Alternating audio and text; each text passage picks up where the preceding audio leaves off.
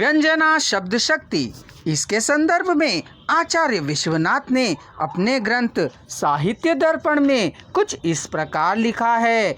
अपना अपना अर्थ बोधन करके अमिदा आदिक वृत्तियों के शांत होने पर जिससे अन्य अर्थ का बोधन होता है, वह शब्द में तथा अर्थाधिक में रहने वाली वृत्ति शक्ति ही व्यंजना कहलाती है। शब्द की व्यंजना भी दो प्रकार की होती है, जो कि क्रमशः अभिधामूलक और लक्षणामूलक होती है। यहाँ मैं कहना चाहूँगा कि अमिदार्थ और लक्ष्यार्थ से भिन्न जब कोई शब्द अन्य अर्थ का घोतन करे तब वह शब्द शक्ति ही व्यंजना होती है। ऐसा भी कहा जाता है कि यह अन्य अर्थ की प्रतीति करने वाला शब्द व्यंजक होता है। व्यंजना शक्ति का व्यंजक शब्द जो अर्थ घोषित कराता है उसे हम व्यंग्यार्थ कहते हैं। इस अर्थ के लिए प्रतीयमानार्थ और ध्वन्यार्थ नाम भी दिए गए हैं। ऐसा माना जाता है कि आचार्य विश्वनाथ जी ने व्यंजना के भेदोभेद पर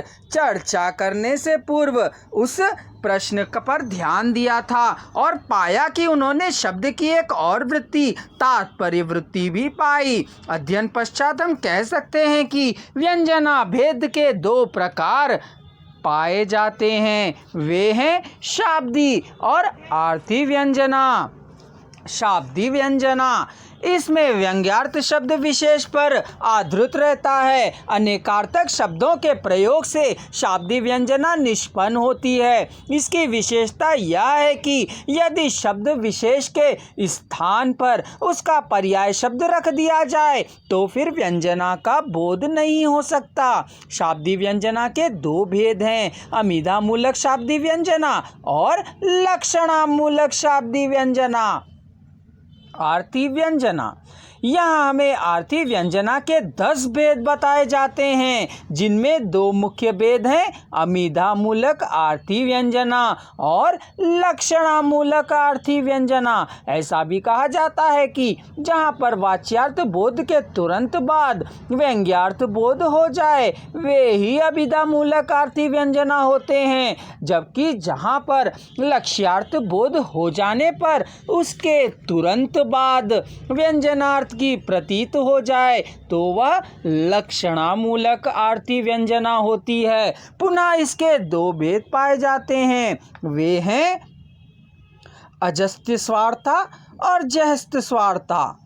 तात्पर्य वृत्ति। शब्द शक्तियों के विवेचन में तात्पर्य वृत्ति की भी चर्चा की जाती है। इस संदर्भ में हमें आचार्य विश्वनाथ ने अपने ग्रंथ में कुछ इस प्रकार कहा है।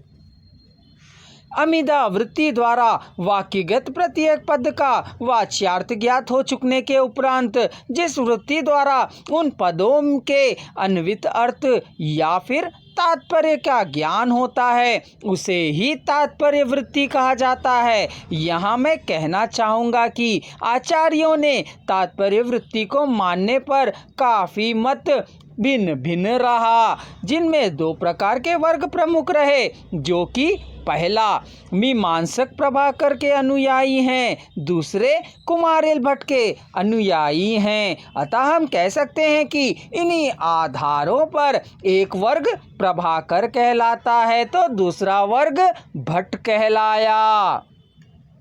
यहाँ बताना मैं अपना दायित्व मानता हूँ कि प्रथम को अन्विता विधानवादी कहा जाता है और दूसरे को अभिता न्यायवादी, जिससे हम कह सकते हैं कि दोनों के ही मत अन्वित अर्थ की भिन्नता पर आधारित है।